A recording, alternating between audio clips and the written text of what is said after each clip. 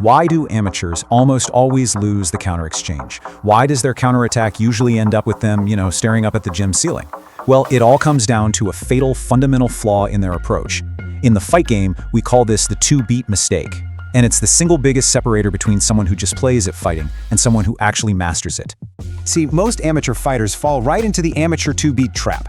They approach countering kind of like a game of turn-based combat. They think, okay, you hit my guard, I absorb the force, I reset my stance, and then I try to hit you back. That's a two-beat rhythm. Block, then punch.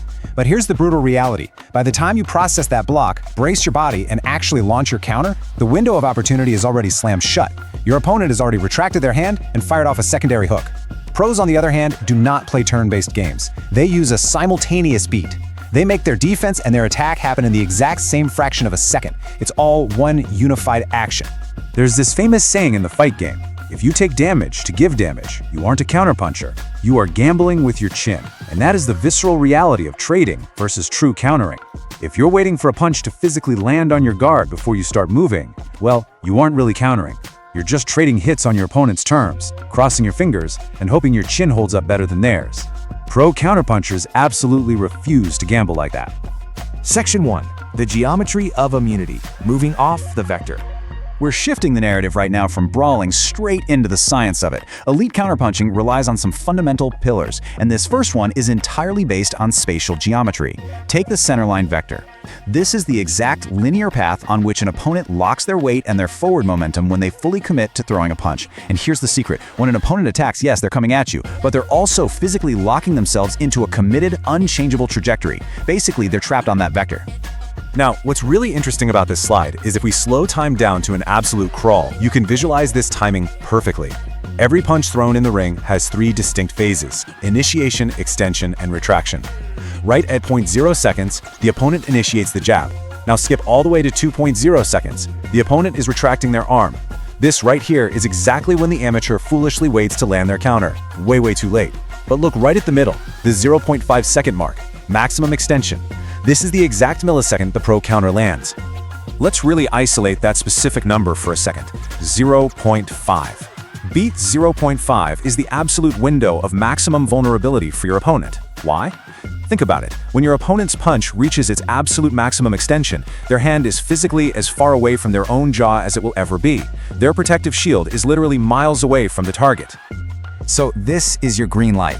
Striking at maximum extension on that exact half beat means you're attacking when your opponent's defense on their open side is completely 100% non-existent. You aren't waiting around for them to bring their hand back to protect their face. You're hitting them while their face is wide open. If you can master this half-beat timing, you become virtually untouchable. Let's move to Section 2 and see how this builds. Mechanics of integrated defense, offline entry mechanics. Okay, so we understand the half-beat timing now, but how do we physically execute a strike without getting blasted by the punch coming right at our own face? It all comes down to biomechanics. A pro's counterpunch inherently includes the defensive slip built directly into its execution. So, the crucial point is, you must never slip first and punch second.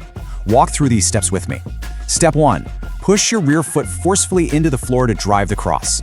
Step 2. Drop your lead shoulder slightly. Step 3, and pay attention, this is absolutely vital. Shift your head just 2 inches outside your opponent's lead shoulder. You're moving right off that centerline vector we just talked about. And finally, Step 4, replace the centerline with your fist.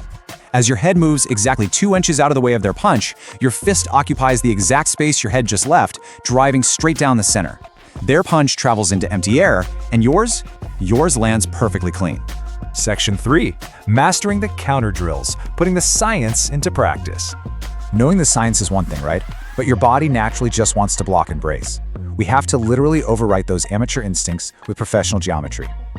First up, we have slip-cross synchronization. You do this with a partner who's throwing a slow, relaxed rhythm jab. The key to this entire drill is the trigger. You do not wait for the punch to get near you. You must practice initiating your rear straight at the exact millisecond your partner's shoulder twitches forward.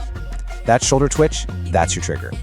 As you fire, you slip your head to the outside of their jab while your own glove slips cleanly inside their guard. You're perfectly synchronizing your attack with their initiation. Now the second drill is distance baiting, and let me tell you, this requires nerves of steel. You actively give your opponent a target. You actually leave your chin slightly forward just inside their striking range to invite the jab. It's a trap. The moment you see their front shoulder load up to fire, you pull your hips back exactly 3 inches. And this brilliantly illustrates how calculated this is. This pull lets their punch miss your face by a mere ½ inch. They hit nothing but air, their momentum carries them forward, and you instantly spring back forward with your rear straight. You're manipulating distance to create a massive, undeniable offensive opening. Listen, if you take away absolutely anything from this explainer today, let it be this. Stop waiting, start anticipating. Shift off the center line and strike on the half beat. Seriously, stop taking turn-based damage in the ring. When you finally master spatial geometry and half beat timing, you literally take your opponent's most aggressive attack and you turn it into their absolute biggest mistake. So I want to leave you with this final, provocative thought to really reevaluate your mindset the very next time you step onto the mats. Are you truly countering, or are you really just trading hits and gambling with your chin? Drop that amateur rhythm, embrace the simultaneous beat, and become untouchable. Thanks so much for joining me for this explainer. Keep learning, keep practicing, and I will catch you on the next one.